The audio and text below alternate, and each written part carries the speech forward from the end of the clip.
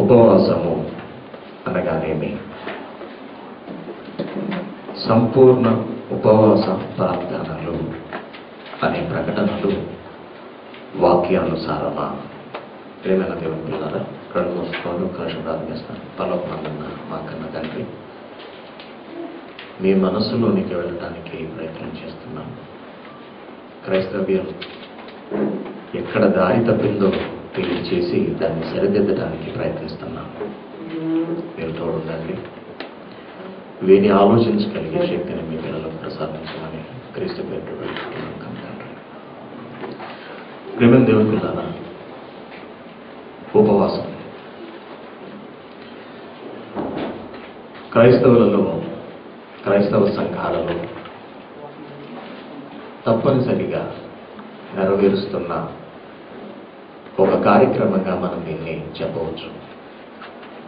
చిన్న సంఘాలు మొదలుకొని పెద్ద పెద్ద సంఘాల వరకు వారి నెలవారీ కార్యక్రమాలలో ఉపవాస ప్రార్థనలు అనేవి తప్పనిసరిగా చోటు చేసుకుంటున్నాయి. నెలకు ఒకసారి కావచ్చు, వారానికి ఒకసారి కావచ్చు, తప్పనిసరిగా ఉపవాస ప్రార్థన అనేది ఉంటుంది అనే సంగతి మనందరికీ తెలుసు. దీని ఒక ఆచారంగా క్రైస్తవులు చేస్తున్నారు. ఈ ఉపవాసాన్ని రకరకాలుగా ఆచరించడం ఈరోజు మనం చూస్తుంటాం. కొంతమంది పగలు ఉపవాసం ఉంటారు, కొంతమంది రాత్రులు ఉపవాసం చేస్తారు. డానియల్ ఫాస్టింగ్ అంటే తెలియదు నాకు, ఇది ఒక పేరు. డానియల్ ఫాస్టింగ్ చేసేవాళ్ళు నాన్ వెజిటేరియన్ తినరు. నాన్ వెజ్ అంటే నీచు, ఏది ముట్టుకోరు వాళ్ళు. ఇంకొంతమంది ఆహారం తినడం మానేసి ఓన్లీ పళ్ళు మాత్రమే తీసుకుంటుంటారు.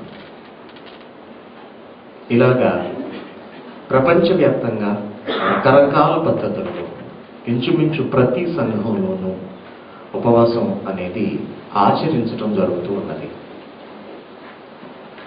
ఉపవాసం అంటే ఏమిటి అని మనం అడిగామనుకోండి, ఇప్పుడు అడుగుతున్నాను నేను, ఉపవాసం అంటే ఏమిటి? ఇక్కడ చాలామంది ఉపవాస ప్రార్థనలకు వెళ్ళిన వాళ్ళు ఉన్నారు, లేదా వెళుతున్న వాళ్ళు ఉన్నారు, ఉపవాస ప్రార్థనలు చేసేవాళ్ళు ఉన్నారు. నేను ఎంతవరకు ఉపవాస ప్రార్థన చేయలేదు అన్నవాళ్ళు చేతులు ఎత్తండి. 1 2 3 4 5. ఓకే, చెయ్యలేదు అన్నవాళ్ళు. చేసిన వాళ్ళు చేతులు ఎత్తండి. వెరీ గుడ్, బాగా ఎత్తారు. ఉపవాసము అంటే ఏమిటి?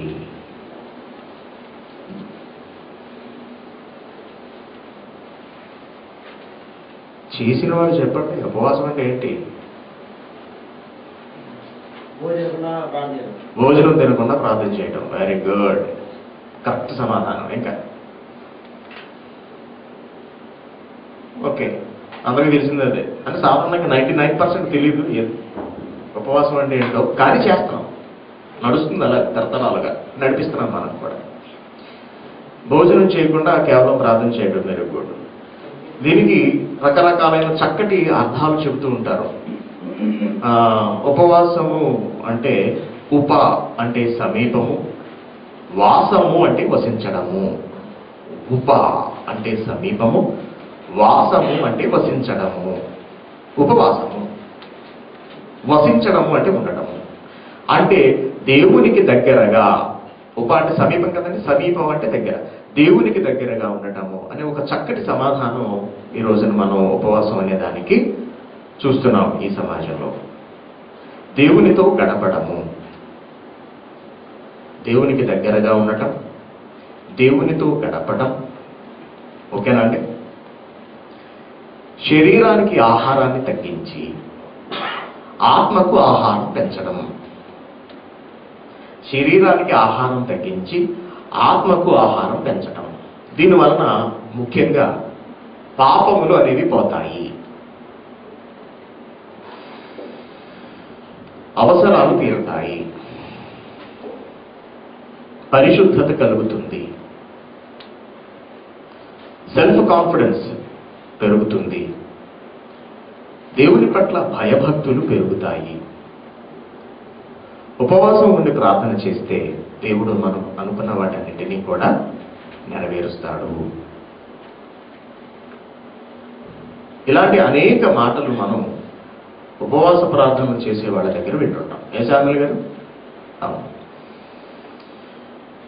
ముఖ్యంగా ఉపవాస ప్రార్థన దేనికంటే, మనకి ఏదైనా అవసరం ఉన్నప్పుడు, పెద్ద అవసరం ఉన్నప్పుడు దానిని దేవుడి దగ్గర నుంచి మనం సాధించుకోవటానికి ఉపవాసించి ప్రార్థన చేయడం వల్ల అది నెరవేరుతుంది. నిరాహార దీక్ష అంటారు ఈ లోకంలో. ప్రభుత్వం ఏదైనా ఒక ప్రజా వ్యతిరేక లేదా ఒక వర్గానికి వ్యతిరేకమైన చట్టం ఏదైనా చేసినప్పుడు ఆ చట్టాన్ని సవరించడానికి లేదా ఆ చట్టాన్ని నిలుపు చేయడానికి నిరాహార దీక్షలు చేస్తుంటారు చాలా మంది. అవునా? నిరాహార దీక్ష అని ఈ లోకంలో వాళ్ళు పేరు పెట్టుకుంటే మన వాళ్ళు చాలా ముద్దుగా ఉపవాసము అని పెట్టారు. వెరీ గుడ్, బాగుంది. మన ఆంధ్ర రాష్ట్రం అనేది పొట్టి శ్రీరాములు గారు ఉపవాసం వల్లనే సిద్ధించింది అనే సంగతి మీలో చాలా మందికి తెలుసు. ఇకపోతే ఈ ఉపవాసాన్ని ఒక విధిగా ఆచరించాలి అని చెప్పి ఈ రోజున ప్రతి సంఘంలోనూ కూడా దీన్ని నిష్ఠ నియమాలతో ఆచరించడం మనం చూస్తుంటాం. కొంతమంది పొద్దుటి నుంచి ప్రారంభించి మధ్యాహ్నం వరకు ఉంటారు. మెహబాలలో మనం ప్రతి శుక్రవారం క్లాస్ పెడతాం. అయితే నెలలో మొదటి వారంలో మనకి మెహబాలలో క్లాస్ ఉండదు. కారణం ఏంటంటే వాళ్ళకి మార్నింగ్ అక్కడ ఉపవాస ప్రార్థన ఉంది. అంటే పొద్దున్న టిఫిన్ చేయకుండా వచ్చేస్తారు. పొద్దుటి నుంచి మధ్యాహ్నం 1 గంట వరకు కూడా వాళ్ళు ఉపవాసం ఉంటే టిఫిన్ చేయరు, లంచ్ చేయకుండా 2 గంటలు 1 గంటన్నరకు ఎప్పుడో అయిపోయిన తర్వాత అక్కడ ఏదో సింపుల్గా ఒక బ్రేక్ఫాస్ట్ లేదా కొద్దిగా లంచ్ తీసుకుని వెళ్ళిపోతారు. ఉపవాసం అంటే అక్కడ వాళ్ళు ఏం మానేశారు? టిఫిన్ మానేశారు. ఇకపోతే కొంతమంది రాత్రులు ఉపవాసాలు చేస్తారు. రాత్రులు ఉపవాసం అంటే ఎలా చేస్తారు? రాత్రి ఉపవాసం పగలు తినేస్తారు. పగలు తినేసి ఎర్లీగా వంట చేసుకుని తినేసి ఏమంటే 5 ఆ ప్రాంతానికి ఫోన్ చేసేసి చేసిన వాళ్ళు చెప్తే బాగుంటుంది. ఇది ఎవరైనా సేమ్ రంజాన్ టైం అనే ఒక కొత్త పాయింట్ లాగా తీశారు. ఎలా చేస్తున్నారు ఉపవాసం? చేసిన వాళ్ళు చెప్పండి దయచేసి. అంటే నాకు కొంత ఇన్ఫర్మేషన్ వస్తుంది, ఎందుకంటే నేను చేయలేదు కాబట్టి నాకు తెలియదు. ఈవినింగ్ 6 స్టార్ట్ చేస్తారు. మార్నింగ్ 6 స్టార్ట్ చేసి 3:30కి అంటే సిలువలో మరణించేశారు కదా, క్లోజ్ చేస్తారు. Okay okay. లెంట్ సీజన్ లో జరిగే ఉపవాసం ఇది. అంటే ఇదే టైం అన్ని ఉపవాసాలు కూడా ఇదే టైం ఏదంటే ఓకే 8కి స్టార్ట్ అయ్యి తెల్లవారు 5 గంటలు అప్పుడు బ్రేక్ఫాస్ట్ తీసుకుంటారు. అంటే రాత్రికి ఇంకా భోజనం చేయరు. 8కి స్టార్ట్ అయ్యి సాధారణంగా మనం కూడా 8కి భోజనం చేసామంటే ఇంకా రాత్రి అంతా ఏం తీసుకోగా. ఏ ఛానల్ గారు? అంటే మన వాళ్ళు చేసే ఉపవాసం చూసారు ఎంత తెలివిగా ఉన్నారు. మన క్రైస్తవులు చేసే ఉపవాసం ఎలా ఉందంటే 8 గంటల 8 లోపు కొట్టేస్తాం మొత్తం. లాగాల్సిన 8 లోపు లాగేసి అప్పటి నుంచి తెల్లవారేంత వరకు ప్రార్థన ప్రార్థన ప్రార్థన ప్రార్థనలో ఉండి తెల్లవారు ఏముంది అందులో ఉపవాసం. మెయిన్ చర్చిలో 9 గంటల రాత్రి 9 గంటలకు స్టార్ట్ అయితే తెల్లవారు మొబైల్స్ అన్ని సైలెంట్ లో పెట్టండి దయచేసి. మొబైల్స్ అన్ని స్విచ్ ఆఫ్ లేదా సైలెంట్ లో పెట్టండి. పిల్లల చేతికి ఫోన్లు ఇవ్వకండి. పిల్లలకి ఎందుకు ఇచ్చారు ఫోను?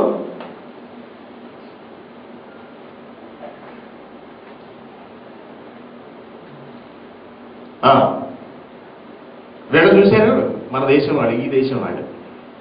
ఇది స్టార్ట్ అయిందనుకోండి, వాళ్ళ మంత్ స్టార్ట్ అయిందనుకోండి, ఎర్లీ మార్నింగ్ 4కే కొట్టేస్తారు ఫుల్గా. మొత్తం ఎక్కిపోతుంది ఒళ్ళు, కొట్టుకుంటారు అంతే. ఆడు భారంగా లేచినప్పుడు 1 గంటన్నర 2 అలా అవుతుంది. ఈ లోపు నెమ్మదిగా ప్రార్థన చేసి వచ్చి కూర్చుంటానికి ఫుడ్ రెడీ అయిపోతుంది. 5 గంటలకి అలాగా అవగానికి వెళ్ళలేడు. ప్రార్థన ఎక్కడ చేస్తారో తెలిసారు వాళ్ళు? ముందు పెట్టుకుని ఫుడ్ ముందు పెట్టుకుని ప్రార్థన స్టార్ట్ చేస్తారు ఇస్లాం వాళ్ళు. మనలో కూడా చర్చిల్లో పక్కన వంటలు అయిపోతుంటాయి భారీ ఎత్తున తింటానికి. ఆ స్మెల్ వీళ్ళు పీలుస్తూ ఇక్కడ ప్రార్థన చేస్తుంటారు. ఉపవాసం. ప్రేమ దేవుని పిల్లారా, క్రైస్తవ్యానికి పట్టిన ఒక జాడ్యాన్ని ఈ రోజున మనం చర్చించబోతున్నాం. ఏమిటి ఉపవాసం? ఎందుకు చేస్తున్నారు ఉపవాసం? దేవుడు చెయ్యమని బైబిల్లో చెప్పాడా? ఉపవాసం చెయ్యాలనే విషయం బైబిల్లో రాసి ఉందా? ఏ ఆధారంతో ఈ రోజున వీళ్ళు ఉపవాసాలు ఆచరిస్తున్నారు అనేది బైబిల్ లోతుల్లోనికి కనుక మనం వెళ్ళి ఆలోచిస్తే కొన్ని ముఖ్యమైన విషయాలు బయటపడతాయి. అంటే వీళ్ళు దేనిని ఆధారం చేసుకుని ఉపవాసాలు చేస్తున్నారు అనేది మనకు తెలియదు. First very good. మొట్టమొదట ఉపవాసం అనగానే వీళ్ళు చూపించేది ఎస్తేరు గ్రంథము. ఎస్తేరు గ్రంథము 4వ అధ్యాయము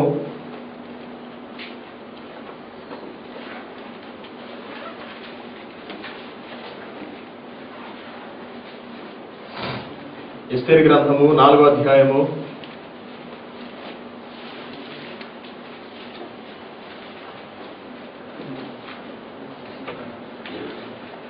సందర్భం ఏమిటంటే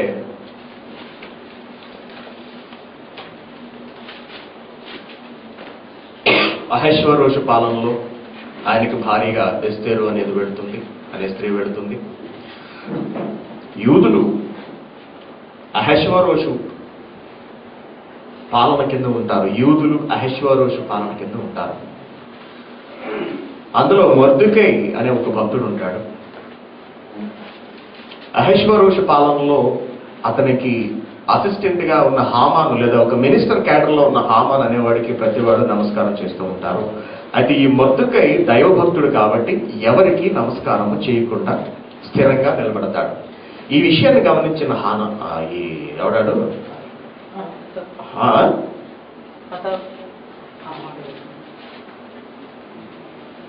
హామాను, ఈ విషయాన్ని గమనించిన హామాను కేవలం మొర్దెకైనే కాకుండా మొత్తం యూద జాతిని అందరినీ చంపేసేయడానికి రాజు ద్వారా ఆజ్ఞాపిస్తాడు. ఫలానా రోజున యూదులందరినీ ఒకేసారి చంపేసేయాలి. రాజాజ్ఞ బయలుదేరుతుంది, పట్టుకుని వెళ్ళిపోతారండి. షండులందరూ చూసారా, గుర్రాల మీద వర్తమానం దేశం అంతటికి చాటించడానికి వీళ్ళు వెళ్ళిపోతారు. 4వ అధ్యాయం 1వ వచనం. జరిగినదంతయు తెలియగానే మొర్దెకై తన బట్టలు చింపుకుని గోనె బట్టలు వేసుకుని బూడిద పోసుకొని పట్టణం మధ్యను బయలు వెళ్లి మహాశోకముతో రోదనము చేసి రాజు గుమ్మం ఎదుటికి వచ్చెను. గోనె కట్టుకొనిన వాడు రాజు గుమ్మమున ప్రవేశింపకూడదన్న ఆజ్ఞ కలదు. రాజు యొక్క ఆజ్ఞయు శాసనమును ఏ సంస్థానము నుండి వచ్చెనో అక్కడ ఉన్న యూదులు ఉపవాసముండి మహా దుఃఖముతోనూ ఏడుపుతోనూ రోదనముతోనూ మునిగిన వారి లోకంలోనూ మునిగిన వారై అనేకులు గోనెను బూడిదను వేసుకుని పడి ఉండేది. వచ్చేసిన ఆజ్ఞ వచ్చిందనే సంగతి యూదులకు తెలిసిపోయింది. వెంటనే ఉపవాసం ఉన్నారు వాళ్ళు. ఏడుపు రోదన. ఏమండి 16వ వచనం. విషయం ఎవరికి తెలిసిందంటే ఎస్తేరుకు తెలిసింది. అహష్వేరోషు భార్యగా ఉన్న ఎస్తేరుకు విషయం తెలిసింది. సరే, నేను వెళతాను, నేను వెళ్ళి రాజుతో మాట్లాడతాను, నేను చచ్చిపోయినా పర్వాలేదు, నేను వెళ్ళి రాజుతో మాట్లాడి యూదులందరినీ కాపాడడానికి ప్రయత్నం చేస్తాను అన్న సందర్భంలో ఎస్తేరు మాట్లాడుతున్న మాటలు చూడండి ఎలా ఉన్నాయో. నీవు పోయి శూషునందు కనపడిన యూదులందరినీ సమాజ మందిరమునకు సమకూర్చి నా నిమిత్తము ఉపవాసం ఉండి 3 దినములు అన్నపానములు చేయకుండుడి. నేను నా పనికత్తులు కూడా ఉపవాసం ఉందుము. ప్రవేశించుట న్యాయ వ్యతిరేక్తముగా నున్నను. నేను రాజు నొద్దకు ప్రవేశించుదును. అంటే రాజు ఎవరిని రమ్మంటే వాళ్ళే వెళ్ళ తప్పించి ఎవరు పడితే వాళ్ళు వెళ్ళకూడదు. అయినా సరే నేను తెగించి వెళ్తాను. నా గురించి మీరు ఉపవాసం ఉండండి, నేను కూడా ఉపవాసం ఉంటాను, నా పనికత్తులను కూడా ఉపవాసం ఉంచుతాను. నేను నశించదను. ఉపవాసం. సాధారణంగా ఉపవాస ప్రార్థనల గురించి మాట్లాడుతున్నప్పుడు భక్తులు చూపించే మొట్టమొదటి వివరణ ఎస్తేరు చేసిన ఉపవాసం గురించి. అవునా కదా? అవునండి. ఎస్తేరు చూపిస్తారు కదా. Very good. ఎస్తేరు ఉపవాసం. ఎస్తేరు ఉపవాసాన్ని మనం చూసాం. ఓకేనా? మొత్తానికి ఆ జరిగిన ఆ పరిస్థితి నుంచి, ఆ వచ్చిన ఉపద్రవం నుంచి వాళ్ళందరూ తప్పించుకున్నారు. వెరీ గుడ్, సంతోషం. మరొకటి చూద్దాం. అంటే ఉపవాస ప్రార్థన ఎందుకు, ఉపవాస ప్రార్థన చేసిన తర్వాత ఏం జరుగుతుంది అనే విషయాలు మీకు రెఫరెన్స్ బై రెఫరెన్స్ నేను చూపించుకుంటూ వస్తాను. ఎంతవరకు మనం ఎస్తేరు చూసాం. ఒకసారి యోనా గారి దగ్గరికి వెళదాం. యోనా గ్రంథము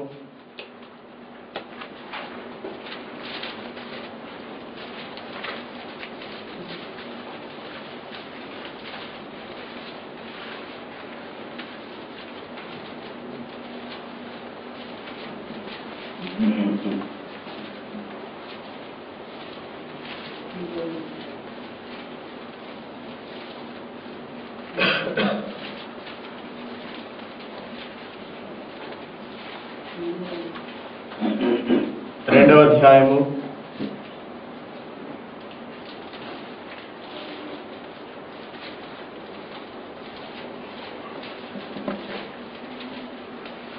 చదవండి 4వ వచనం నుంచి.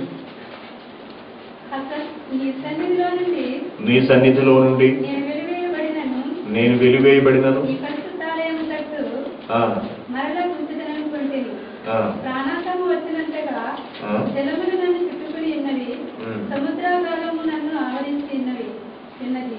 సముద్రపు నాచు నా తలకు చుట్టుకుని ఉన్నది. నేను మరెన్నటికి ఎక్కి రాకుండా భూమి చర్యలు వేయబడి ఉన్నవి. పర్వతముల పునాదులలోనికి నేను దిగి ఉన్నాను. 4వ వచనం చదువుతున్నారా?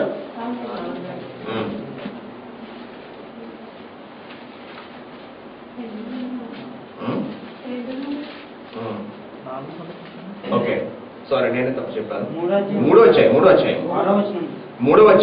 4వ వచనం నుంచి యోనా ఆ పట్టణంలో ఒక దిన ప్రయాణమంత దూరము సంచరించుచు ఇంకా 40 దినములకు నినివే పట్టణము నాశనమగునని ప్రకటన చేయగా, నినివే పట్టణపు వారు దేవుని యందు విశ్వాసం ఉంచి ఉపవాస దినము చాటించి గనులేమి అల్పులేమి అందరూ గోనె పట్ట కట్టుకొనిరి.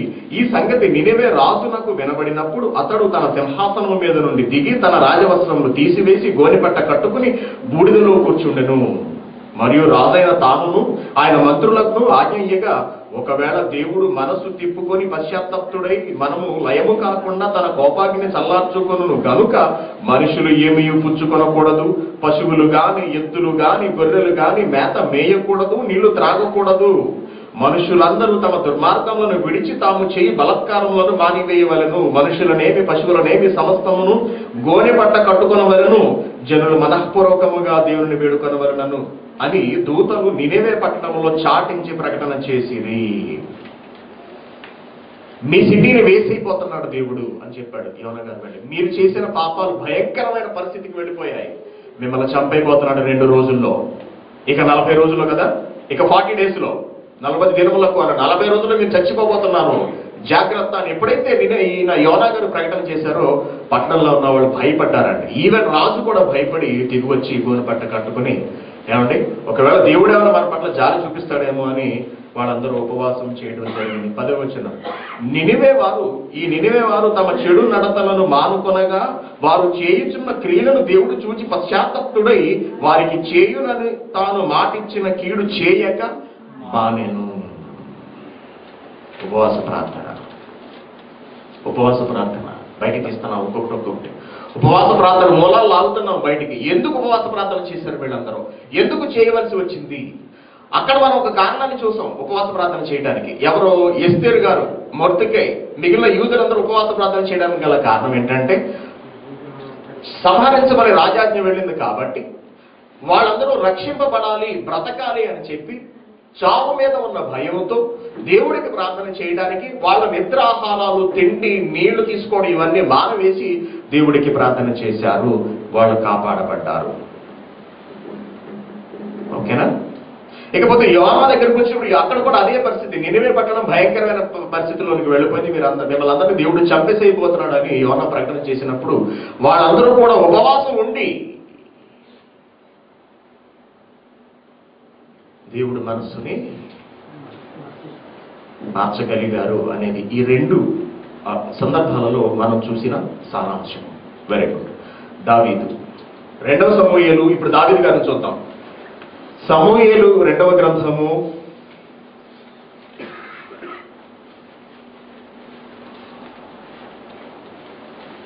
12వ అధ్యాయము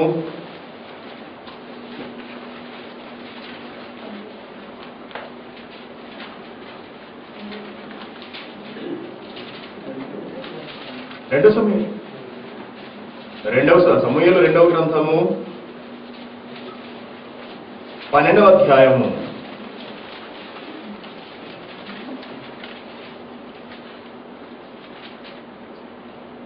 16వ వచనం. యెహోవా ఊరియా భార్య దావీదునకు కనిన బిడ్డను మొత్తినందున అది బహు జబ్బుపడెను. దావీదు ఉపవాసం ఉండి లోపలికి పోయి రాత్రి అంతయు నేలన పడి ఉండి బిడ్డ కొరకు దేవుని బతిమాలగా ఇంటిలో ఎన్నికైన వారు లేచి అతని నేల నుండి లేవనెత్తుటకు వచ్చిరి గాని అతడు సమ్మతింపక వారితో కూడా భోజనము చేపి ఉండెను. 7వ దినమున బిడ్డ చావగా బిడ్డ ప్రాణంతో ఉండగా మేము అతనితో మాట్లాడినప్పుడు అతడు మా మాటలు వినకయుండెను. ఇప్పుడు బిడ్డ చనిపోయినని మనం అతనితో చెప్పిన యెడల తనకు తాను హాని చేసుకునేమో అనుకుని దావీదు సేవకులు బిడ్డ చనిపోయిన సంగతి అతనితో చెప్పవరచరి. అయితే దావీదు తన సేవకులు గుసగుసలాడుట చూచి బిడ్డ చనిపోయిన సంగతి గ్రహించి బిడ్డ చనిపోయినా అని తన సేవకులను అడుగగా వారు చనిపోయినని. అప్పుడు దావీదు నేల నుండి లేచి స్నానము చేసి తైలం పూసుకుని వేరే వస్త్రాలు ధరించి యెహోవా మందిరంలో ప్రవేశించి మొక్కి తన ఇంటికి తిరిగి వచ్చి భోజనం తెమ్మనగా వారు వడ్డించిరి. అప్పుడు అతడు భోజనము చేసాను. భక్తుడు దావీదు దేవుని ఉద్దేశాలన్నీ నెరవేర్చిన వాడు ఉపవాసం చేశాడు. ప్రేమ దేవుతున్నారా, ఉపవాసాలు చేస్తున్న వాళ్ళని మనం చూస్తున్నాం. వీళ్ళు చిన్నవాళ్ళు కాదండి, పెద్దవాళ్ళే. ఉపవాసము చెయ్యటము వెనుక ఒక కారణం మనకు కనిపిస్తుంది, ఒక బలమైన కారణం ఉంది. ఎందుకు వీళ్ళు ఉపవాసాలు చేస్తున్నారు? ఎందుకు వీళ్ళు ఉపవాసాలు చేస్తున్నారు? చాలా జాగ్రత్తగా గమనించండి. ఎందుకు వీళ్ళు ఉపవాసాలు చేస్తున్నారు?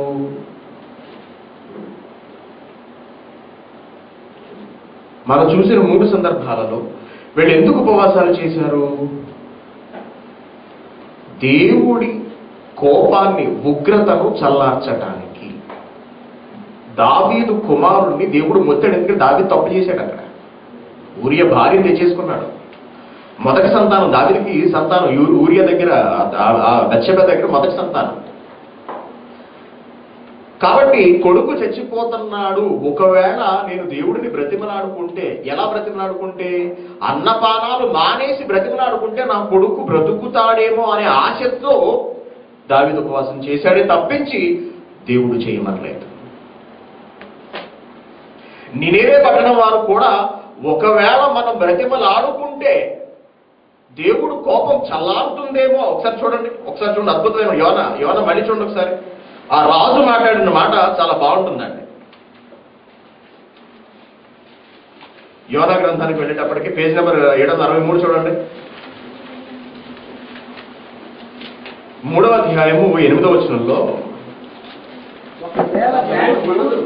ఒకవేళ దేవుడు తన మనసు త్రిప్పుకొని పశ్చాత్తప్తుడై మనము లయము కాకుండా తన కోపాగ్ని చల్లార్చుకొనును కనుక ఒకవేళ దేవుడు మనస్సు ఏమైనా మారుతుందేమో, కోపాన్ని తగ్గించుకుంటాడేమో అనే ఉద్దేశంతో వాళ్ళంతట వాళ్ళుగా అన్నపానాలు మానేసి ఉపవాసం పేరుతో దేవుణ్ణి బ్రతిమలాడారే తప్పించి దేవుడు వాళ్ళని ఉపవాసం చేయమని చెప్పలేదు. అలాగే ఎస్తేరు గ్రంథంలో కూడా అమ్మగారు ఉపవాసం ఎందుకు చేయమన్నది? నా నిమిత్తం ఉపవాసం అన్నది గుర్తుందా? అందలేదా? చూడండి, ఎస్తేరు గ్రంథం చూడండి. ఇందాక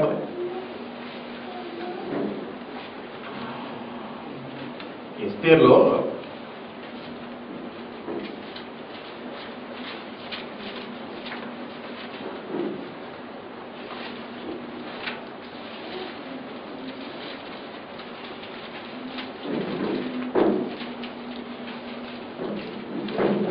ఎస్తేరు గ్రంథము 4వ అధ్యాయము 16వ వచనంలో ఏమంటాం చూడండి. ఎస్తేరు గారు, నీవు పోయి శూషణందు కనపడిన యూదులందరినీ సమాజ మందిరం నాకు సమకూర్చి నా నిమిత్తం ఉపవాసం ఉండే. ఎందుకు?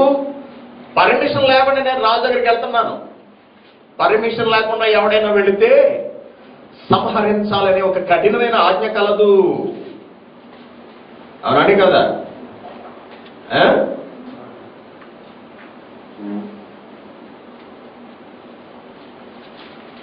4వ అధ్యాయము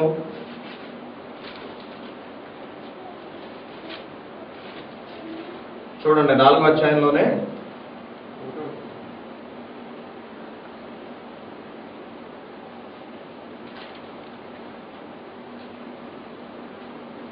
పదవచనం, 4వ అధ్యాయం 10వ వచనం చూడండి.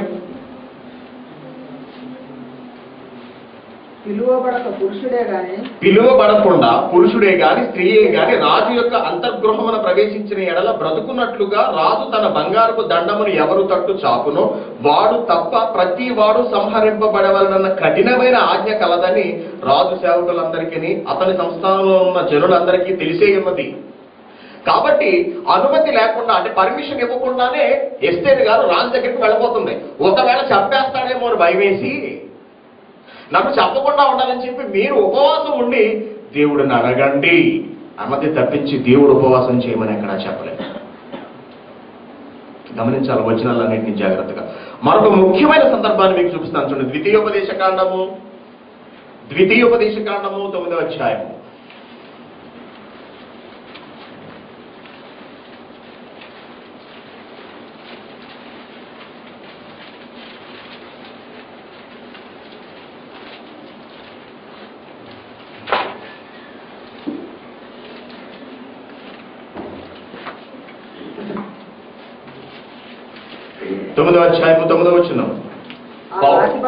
మోషే గారు మాట్లాడుతున్నారండి. మోషే గారు ఏమంటున్నారంటే ఆ రాతి పలకలు అనగా యెహోవా మీతో చేసిన నిబంధన సంబంధమైన పలకలను తీసుకున్నటకు నేను కొండెక్కినప్పుడు అన్నపానములు మాని ఆ కొండ మీద 40 రాత్రింపగళ్ళు ఉంటిని. 40 రాత్రింపగళ్ళు ఉంటిని. ఓకేనా అండి? 18వ వచనం. మీరు యెహోవా దృష్టికి ఆ చెడు నడత నడిచి నేను మీ సమస్త పాపముల వలన ఆయనకు కోపం పుట్టింపగా చూచి మునిపటి వలె అన్నపానాలు మాని 40 రాత్రింపగళ్ళు నేను యెహోవా సన్నిధిన సాగిలపడ్డాను.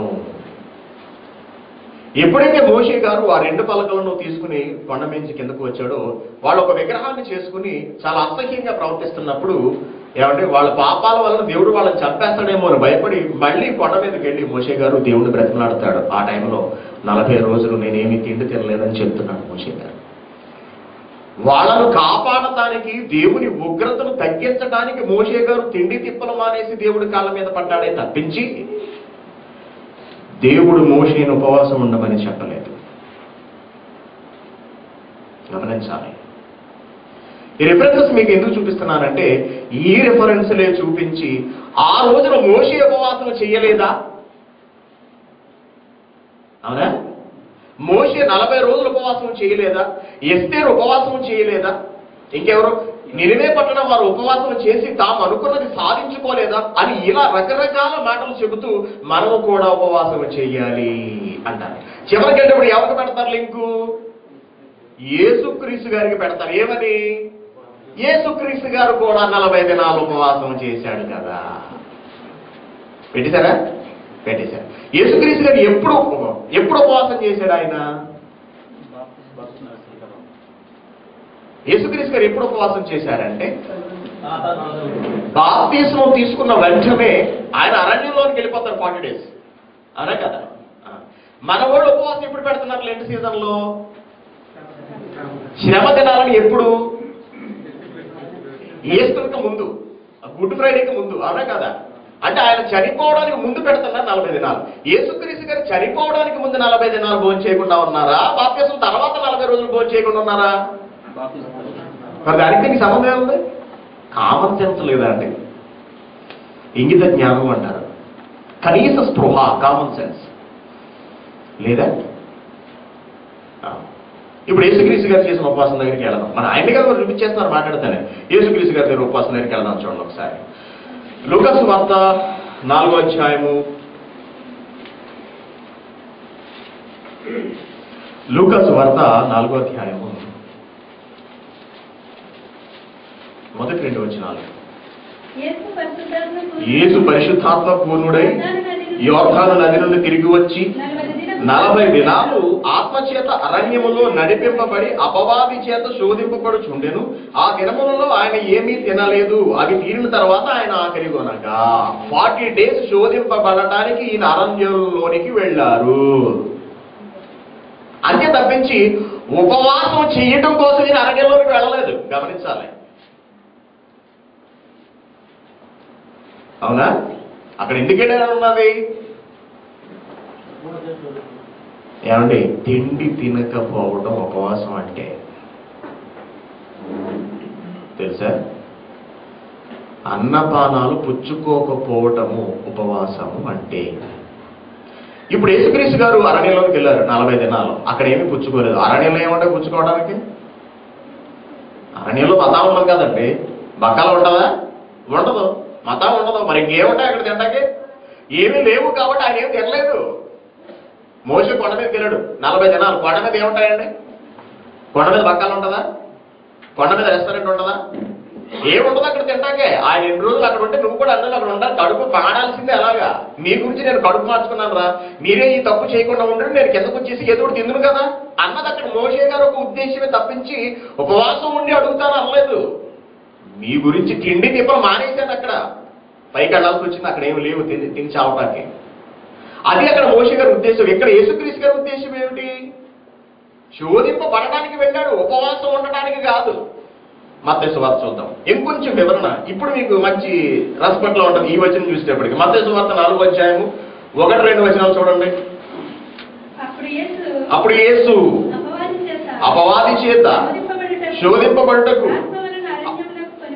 ఆత్మ వలన అరణ్యమునకు కొనిపోబడెను. 40 దినములు 40 రాత్రులు ఉపవాసం ఉండిన పిమ్మట. ఉపవాసం అంటే ఏమిటి? ఏమి తినకపోవటం. ఎందుకు ఉపవాసం ఉన్నాడు అంటే ఏమి ఎందుకు తినలేదు ఆయన? అపవాది చేత శోధింపబడుతున్నాడు కాబట్టి ఏమీ తినలేదు. అక్కడ ప్రయోగించిన పదము ఉపవాసము. అంతేగాని అరణ్యంలోకి వెళ్ళేది ఉపవాసం చేయడానికి కాదు. అర్థమవుతుందా? అర్థమవుతుందని లేదా? మార్క్సు వద్ద 1వ అధ్యాయం 13వ వచనం. మార్క్సు వార్త 1వ అధ్యాయము 13వ వచనం. ఆయన సాతాను చేత శోధింపబడుచు అరణ్యములో 40 దినములు అడవి మృగములతో కూడా ఉండెను.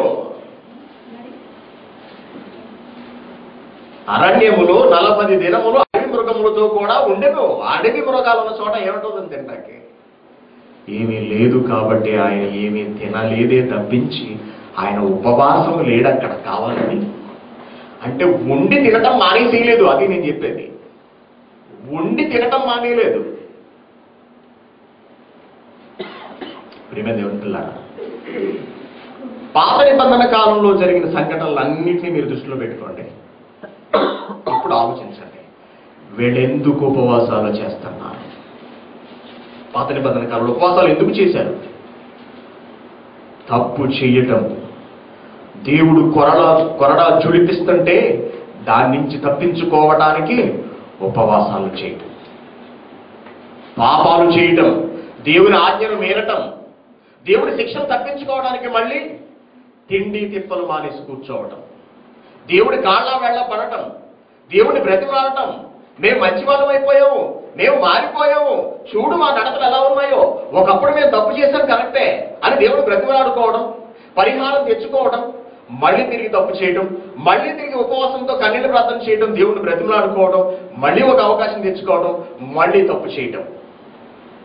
ఇలాగ తప్పు చేయడం ఉపవాసం, తప్పు చేయడం ఉపవాసం చేయడం, బ్రతిమాలడంతోనే సరిపోయింది తప్పించి అసలు దేవుడు ఉపవాసం చేయమన్నాడా లేదా అన్నది ఎవరు పట్టించుకోలేదండి.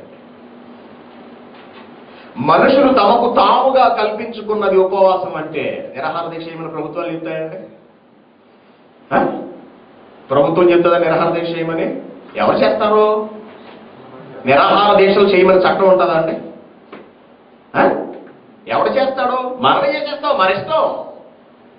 అంటే మనం తిండి తిప్పలు మానేస్తే ప్రభుత్వం దారిలోకి దిగొస్తుందని. జగన్ జైల్లో నిరాహార దీక్ష ఎవడు చూసి వచ్చాడు? జైల్లో నిరాహార దీక్ష, బయటకు వచ్చాడు, బయటెట్టేసాడు అంతే. ఏదో ఒక అవకాశం. అంటే తాను నిరాహార తిండి తిప్పలు మానేసేస్తే, మంచినీళ్ళు తాగడం మానేస్తే, ఆరోగ్య పరిస్థితి క్షీణించిపోతే ప్రభుత్వం దిగొస్తుంది.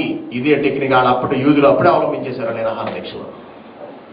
దేవుణ్ణి దారిలోనికి తీసుకురావటానికి, తమ మీద ఉన్న కోపాన్ని తగ్గించడానికి వారు చేసిన ప్రయత్నం. అది దేవుడు చేయమనలేదు, వాళ్ళు అంతటి వాళ్ళు చేశారు. ఇప్పుడు ఈ విషయాలన్నీ మైండ్లో పెట్టుకోండి. ఈ విషయాలన్నీ మైండ్లో పెట్టుకోండి. ఉపవాసం గురించి దేవుడు ఏం మాట్లాడుతున్నాడో ఒకసారి గమనించండి. ఓకేనా అండి? ఉపవాసం గురించి ఏం మాట్లాడుతున్నాడో గమనించండి. జకర్యా చూద్దాం మొదటిగా మనం. జకర్యా గ్రంథము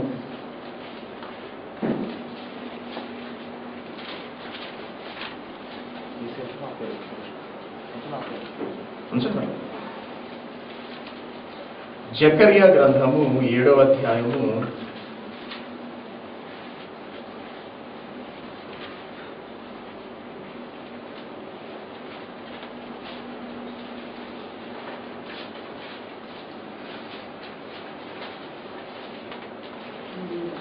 1వ వచనం నుంచి కనుక చూస్తే దేవుడు ఎలా మాట్లాడుతున్నాడు ఈ ఉపవాసం చేసే యూదుల గురించి చూడండి. ఆయన మనస్తత్వం ఎలా ఉన్నది అనేది మనకు అర్థమవుతుంది. రాజైన దర్యావేషు ఏలుబడి యందు 4వ సంవత్సరము కిస్లేపు అను 9వ నెల 4వ దినమున బేతేలు వారు షెరెజరును రెగెమ్మెలకును తమ వారిని పంపి, ఇన్ని సంవత్సరములు మేము దుఃఖించినట్టు 5వ నెలలో ఉపవాసం ఉండి దుఃఖింతుమా అని యెహోవాను శాంతిపరుచుటకై మందిరమునొద్దనున్న యాజకులను ప్రవక్తలను మనవి చేయగా. దేవుని శాంతపరచాలయ్యా. దేవుడికి ఎందుకు కోపం వచ్చింది? దేవుని శాంతపరచడానికి మేము ఉపవాసం చెయ్యమా అని అడగడానికి పంపించారంట. యా దేవుడికి ఎందుకు కోపం వచ్చింది? నువ్వేదో వెధవ వేషం వేసావు, అక్కడ నువ్వు తప్పు చేశావు కాబట్టి దేవుడికి కోపం వచ్చింది. దాన్ని తగ్గించడానికి మేము ప్రతి సంవత్సరం చేస్తున్నట్టుగా ఈ సంవత్సరం 5వ నెలలో ఉపవాసం ఉండి దుఃఖింతుమా, యెహోవాను శాంతిపరచుటకై మందిరమునొద్ద యాజకులను ప్రవక్తలను మనవి చేయగా, సైన్యములకు అధిపతి యెహోవా వాక్కు నాకు ప్రత్యక్షమై ఇలాగ సెలవిచ్చినది ఏమనగా, దేశపు జనులందరికీ చాలా జాగ్రత్తగా చూడండి, యాజకులకును నీవీ మాట తెలియజేయవలెను. ఈ జరిగిన 70 సంవత్సరములు ఏటేటా 5వ నెలను 7వ నెలను మీరు ఉపవాసం ఉండి దుఃఖము సలుపుతూ వచ్చినప్పుడు ఎరా నా యందు భయభక్తులు